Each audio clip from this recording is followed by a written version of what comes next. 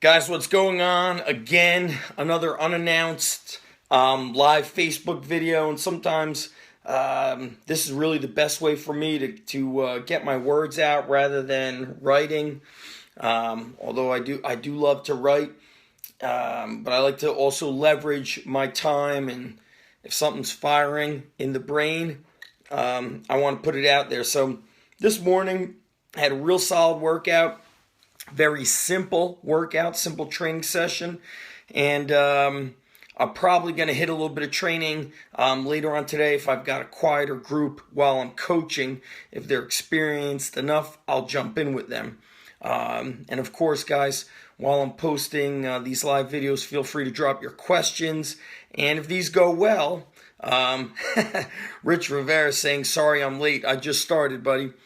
If these go smooth, and there's not a lot of dead time, and I'm a little bit better planned, then I'll pull the audio and post them up on the Strong Life podcast.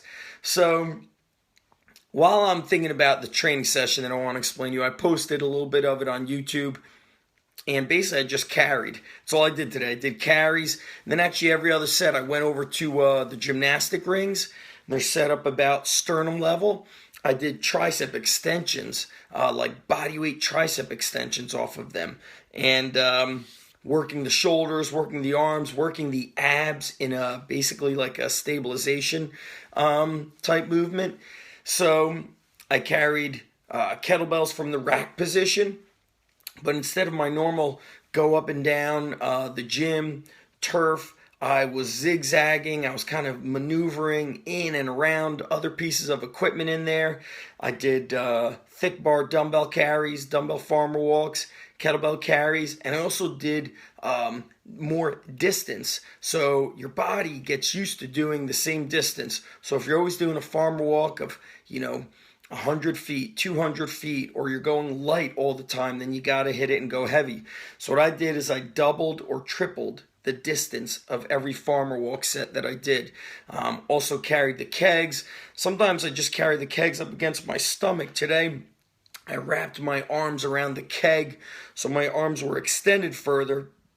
It hit my back much differently. And for some reason, this hit me today. I was looking, we're revamping the main page of Underground Strength Coach, which I've kind of rebranded as the Underground Strength Academy. There's so much information in there. And I laugh. I laugh in an embarrassing way at, I've been in this, I don't even want to say I'm part of the fitness industry. I actually hate that term. The strength community. I don't even know where I even fit. I don't even think I fit in. But I look back at on my bookshelves, and I don't know how it works in other industries or whatever, but man, I put so much money into some of the business stuff and learning how to write. Like some of the overly hyped up bullshit is just embarrassing. Like the shit that I would say and write about. It's like, I'm embarrassed. I'm embarrassed of it. Those early days of 2002, 2005 when websites and all this, hype was going on. I never had anybody write for me, but I invested in other writing courses. And that's why I like to do video, because I speak from the heart. I stutter a little bit. I slip on my own words. Sometimes I have to go back and explain it better because my brain is kind of always jumping around with multiple ideas. So today, was an all carry workout. Later on, I'm probably going to go and do thick bar deadlifting. I want to give the lower back a little less of the work and make my grip work a little bit harder. My grip got fried today, I'm not going to lie, doing those longer distance farmer walks. I haven't done them for a while. I need to take out, I've got a pair of 70-pound kettlebells in my garage. I'm going to take them for a walk. I basically go down the street and I walk around this little pond near my house, a couple houses away. And there's something about just being outside when it's cold, when it's hot, when it's sunny out, when it's dark out, but just being amongst nature. It sounds crazy, but just that fresh air empowers me. It makes me feel strong. I want to welcome the guys for stopping by. Brian D, Coach D from the Lions Den out in California. Michael McLaughlin always popping in. Gary Larison. Gary attended the Austin Underground Strength Coach certification, and I think Gary was in his late 60s, and it was like 92 degrees. Michael, you're always posting, and I'd love to hear where you're from, Michael. You guys drop comments below. Let me know city and state where you guys are from. Michael says, you're putting yourself out there. Yeah, I've definitely evolved since my younger years. I probably started doing stuff on the internet. I may have been like 26, 27. I started writing, and I'll tell you what like really wrongly influenced me. Oh, Michael's from Philly. Excellent. What wrongly influenced me was I started seeing the people that were successful were like, 175 pounds, 5'7", ripped, tuck your shirt in. I didn't fit that mold. I was like 230 pounds when I started doing this. Platoon fitness, that's awesome. A good friend of mine, I'm going to tell you guys a little insight.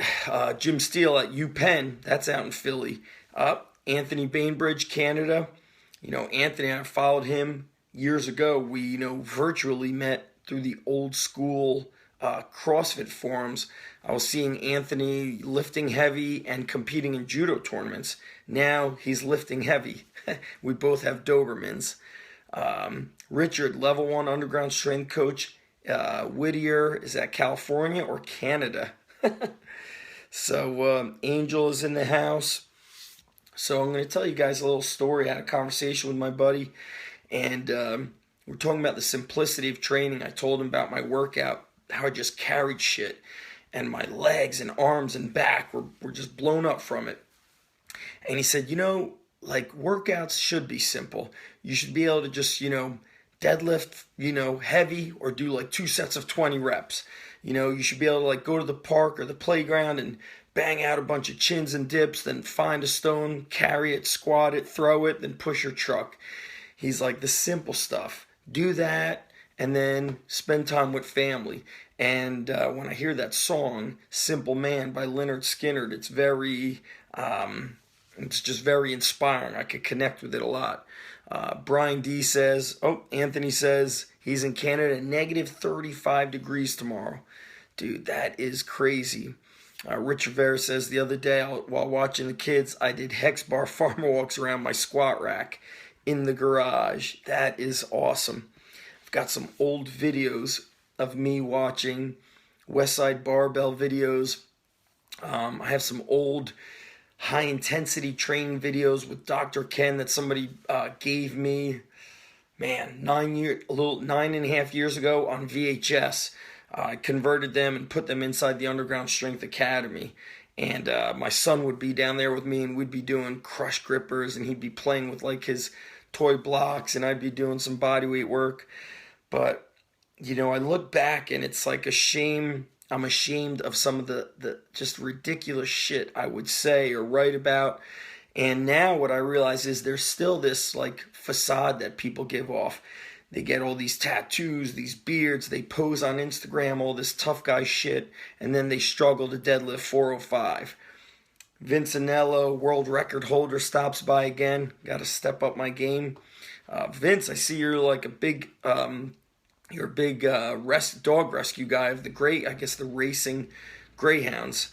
So I think my dog, she's a Doberman, but she's like a horse. She reminds me of the movie Secretariat. And I look at like where we are. So a decade ago, 15 years ago, the internet was very young. There was a lot of hype, about how you're going to skyrocket strength, burn body fat, like blowtorch, like crazy talk. I don't know where we came up with this bull crap, and I'm embarrassed to say I was part of that bullshit. And now we're in this world of where everything is kind of like a lot of staging and a lot of fakeness, where I don't want to try to inspire anybody through that. I just want to be real. Like, here I am down in my basement doing work amongst the brick walls with books everywhere and work that needs to be accomplished and writing that needs to be done, because all I'm trying to do is make the world a stronger place. And when I mean strong, I'll put it this way. I don't mean how much can you lift. That's certainly part of it. The challenges you push yourself through in the gym or wherever it is that you train. And Kurt Haas says, my benching bar is older than the internet. That's awesome. Hopefully it's a York barbell. You know, when I take my son to wrestling and I see, you know, the struggles, how tough it is for him being more of a newer wrestler, not learning the moves, but then fighting and learning the moves and experiencing some success. And then he comes to the gym and sees the other athletes training. You know, what I really want is the strength that transcends the gym walls, meaning he's going to be a big boy one day. He's going to be a little bit older, right? He's going to have a job, or he's going to have his own career, or he's going to own his own business, whatever he becomes. And I never want him to be saying, oh, poor me, I can't handle this. This is too hard. I want him to be able to pull from his life experiences of being strong. And that's what being strong to me is about. Because there's many people that can lift more weights than you or me or many other people, and they're strong in the gym. But then outside the gym, they're not strong. You know, they're suffering in many other areas. And that's not true strength. That's just weightlifting strength. How can you take the strength from the gym and apply it to life? Well, you have to test yourself. You have to make yourself uncomfortable, not just in the gym, but in life.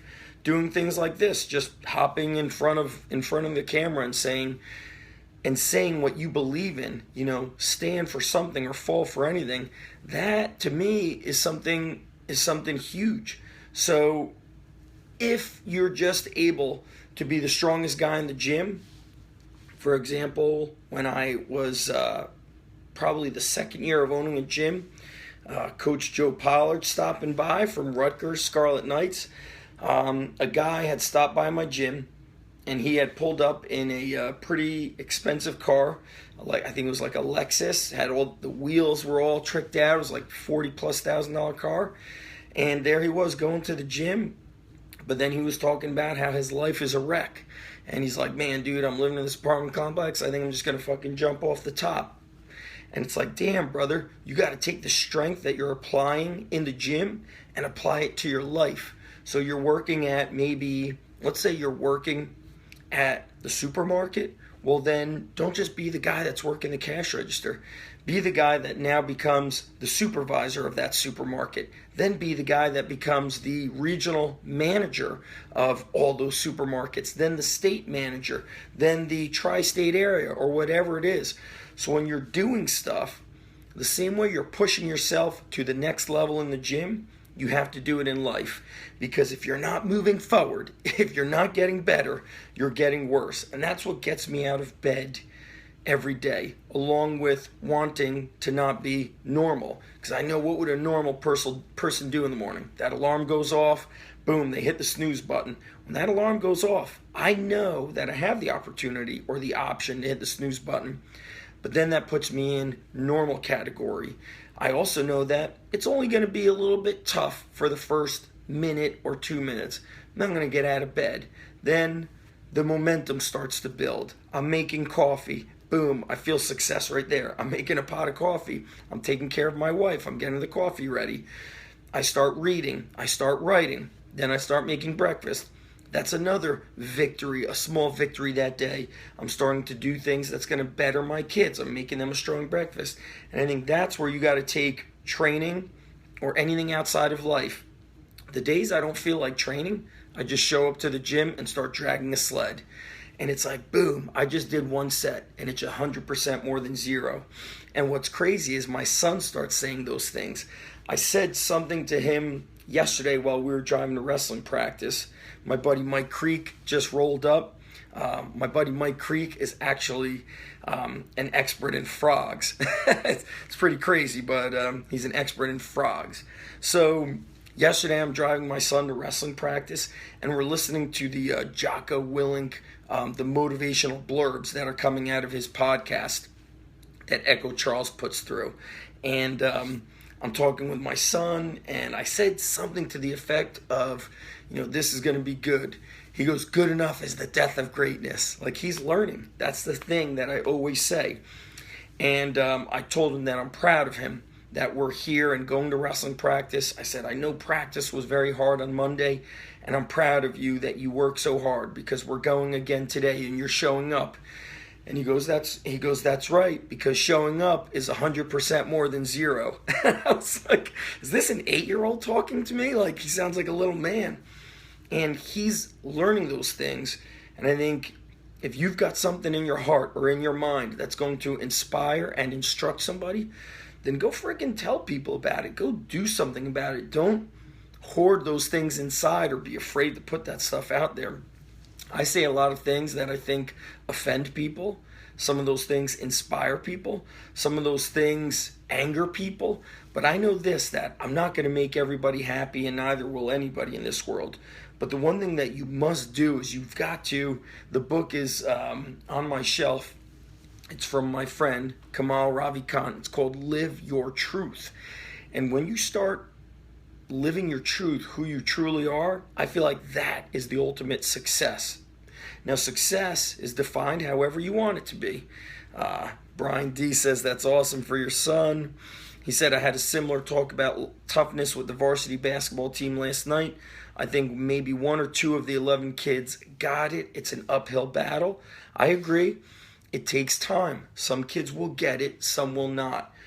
As a coach, you want everybody to succeed. You want everybody to win. But then you realistically start understanding that, if we look at, I always talk about wrestling because that's my thing. On the podium, there's only one gold medalist. Then there's a silver, and then there's a bronze. I'm a little confused in the Olympics how there's 2 bronze medalists. I mean, that's really confusing me. I don't agree with it. I mean, you're either third place or you're not third place. I'm not sharing it with you. I'm not sure how that happened. Maybe somebody complained and their mom wrote a note to the president of the Olympics, but I don't like that. You should be able to deal with, okay, you didn't achieve it, work harder, work smarter, back to the drawing board. Angel says, that's awesome. Richard says, I find myself training fairly often, mainly out of fear. How involved do you let your kids be involved? I know I need to train, but I know they need me also. Thoughts? I'm not sure if you're a coach, Rich, but my son tends to go with me to the gym a lot. He'll warm up with the kids. When we were there on Tuesday, before it got busy, he was throwing the baseball to some of the kids. We've got some baseball players in there. And it's important for me that he's around those kids and he sees them working hard on a weekday, working hard on a Friday evening when other kids might be saying, oh, it's Friday, it's my day off. We went to tonight we'll go to baseball from 7:30 to 8:30. What's important is him and I are together and he sees me working hard. 2 years ago? 2 years ago, I was the strength coach at Lehigh, and it was 105 miles each way, an hour, 45 minutes, 2-hour drive each way. The big thing that drives me, guys, is the simplest thing, making breakfast for my family. And that was going to be something that was going to take that away because I was going to hit the road at 5:45 in the morning. So 2 days out of the week, I was not making breakfast for them. It's hard to pay me money. Money cannot buy the pain that I get from not being around my kids. But I did it. I took that position. Yes, I wanted it. Yes, I wanted it. Yes, I was the best guy from my heart and from a technical standpoint to be in that position. But I also wanted to show my kids that, number one, there are times that you're going to do things that are very uncomfortable and you embrace it and you be a boss about it and you kick ass about it. That's number one. Number two, I wanted to prove to them that when things are going great, I had my 2 gyms, the business online, offline was going great. You don't stall. You don't just go into your comfort zone and say, it's great. Everything is good enough. And that's before I was saying good enough is the death of greatness. So I wanted to teach them that hard work is crucial. A lot of people complain about hard work. They complain. They make it like life is so hard. Hard work is a gift. So I wanted to teach them that me having the opportunity to train at Lehigh is a gift. Even though I was going to lose money and lose time with all the traveling and doing all the runaround, I wanted to teach them that it's not all about the money. You have to do the thing that you love. That's a much bigger success. It was an opportunity to change the lives of some wrestlers and change my life and a little chapter in the book of life. So that was super important. So, Rich, spend time with your kids. If you feel like you're not if you feel like you're not spending time enough with your kids, then you need to wake up an hour early and do your training before anybody in that house is awake, so that when they are awake, you're spending that quality time with them. I had a conversation with a buddy of mine recently who's a very hard worker, super smart businessman, super smart entrepreneur. He's the kind of like this man behind the scenes of many websites, e-commerce websites, where he redoes their website. He basically gets them to make a lot more money and reach a lot more people. And he goes, man, I can't even wake up at 6 a.m. like I used to. Now I have to wake up at like 7:30. And he said, it's just, I'm too tired because I go to bed at 1 a.m. He goes, I feel like I'm the only guy working hard in that organization. I said, well, brother, you got to stop apologizing when you tell people to be great. Like, I don't know where business owners or kind of higher ups, we started getting afraid to tell people to be awesome. Be great at what you're doing. Don't be good enough. Don't just come here and punch the clock, because that is inexcusable. I said, tell people and be transparent. Say, dudes, I'm staying up till 1, 2, 3 in the morning, busting my butt because you guys are not pulling your weight. You guys have to be great. Stop being good enough.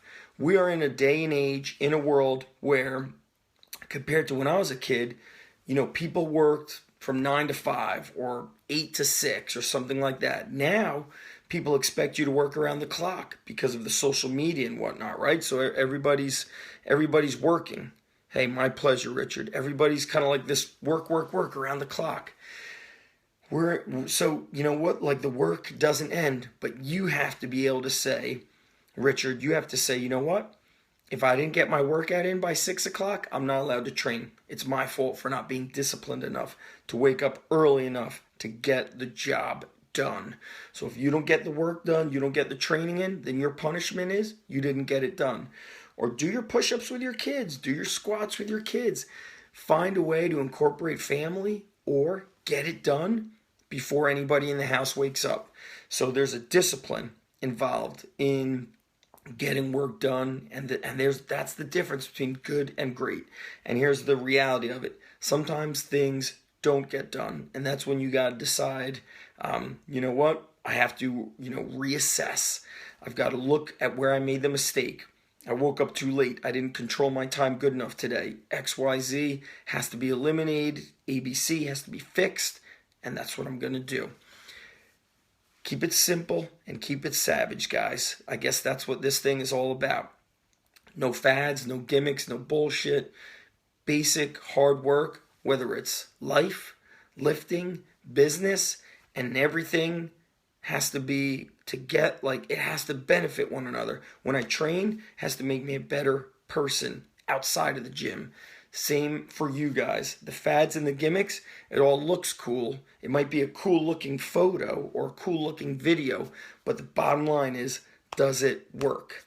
That's it, guys. I'm out. I will probably utilize this for a in-between episode on the Strong Life podcast.